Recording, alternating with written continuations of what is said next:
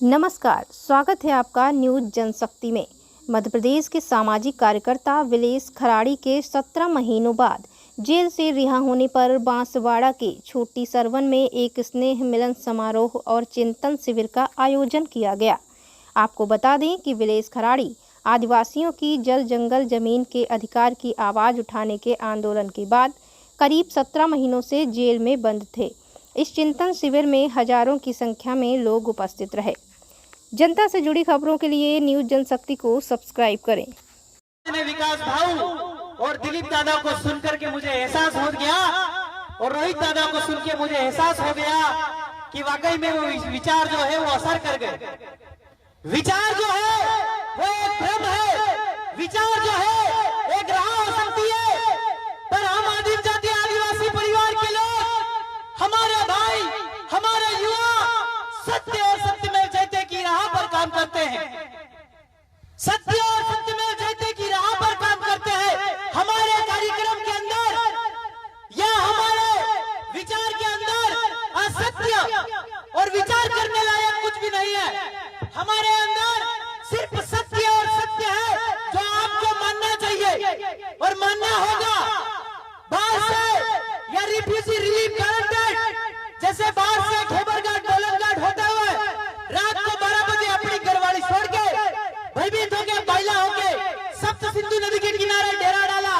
8/1/1970 को उन्होंने प्रतिज्ञा ली कि इस देश में हम रहेंगे, खाएंगे, पिएंगे।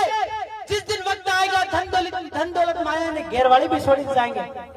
वो दिलीप भाई बता रहे थे कि सनसनत मिनट घड़ी और सेकंड समाप्त हो गया, तो 8/1/1970 की ली गई इनकी प्रतिज्ञा समाप्त हो गई। इनका वचन में ये बंध गए।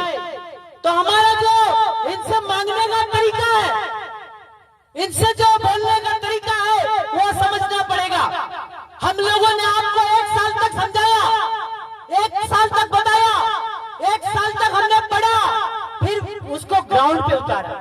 हमारे साथ ये समस्या है कि हम लोग पढ़ लेते हैं, सीख लेते हैं, पर उसको ग्राउंड में नहीं उतार पाते। ये बहुत बड़ी बात है कि थानला की टीम, खवासा की टीम, झाबुआ की टीम या छोटी सरवन बांसवाड़ा की टीम या फिर जावरा की टीम, मंदसौर की टीम, नीमच की टीम, पूरे ओवरऑल इंडिया भारत भूमि की जो हमारी टीम काम कर रही है, हमारा परिवार काम कर रहा है, वो आज गाड़ियों में घूम रहा है। जब जेल से मैं निकला तो मुझे ऐसा लगा था, मेरे भाई को मैंने कहा था कि भाई एक काम करना कि आज ट्रेन का डब्बा है वो बुक कर लेना, जनरल से हम रतलाम चले जाएंगे और रतलाम से हम घर जाएंगे। पर जैसे ही दरवाजा खुला और 10-10 गाड़ियां बाहर खड़ी थी। ये बहुत बड़ा हमारी उपलब्धि का विषय है कि हमारे काम करने का विषय है कि हमने काम किस तरह से किया, कैसे हमारे लोग इसका बेनिफिट ले पाए। आपका जो एमएलए है या आपका कोई एमपी हो, मैं पार्टी विशेष की बात नहीं करता, नहीं किसी के खिलाफ बोलूंगा, क्योंकि मेरे पास वक्त नहीं है, किसी के खिलाफ बोलने का वक्त नहीं है। मेरे पास अपने घर वालों के लिए वक्त नहीं है।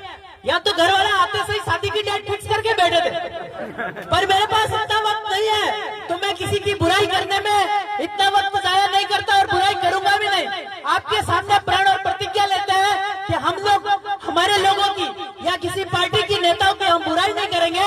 हमारे पास मुद्दे ही इतने लड़ने के लिए, इतने मुद्दे हमारे पास लड़ने के लिए है कि हम लोग उस पर ही काम करें तो सुबह से शाम कब हो जाती है हमें पता तक नहीं चलता।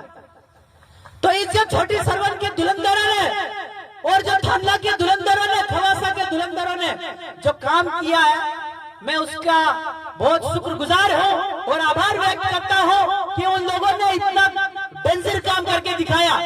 अभी जैसे मैं छोटी सरवन आने वाला था, कार्यक्रम तो अभी है और उन्होंने सारी एफआईआर जो शरणार्थियों के खिलाफ साहूकारों की, वो सब डन कर दी।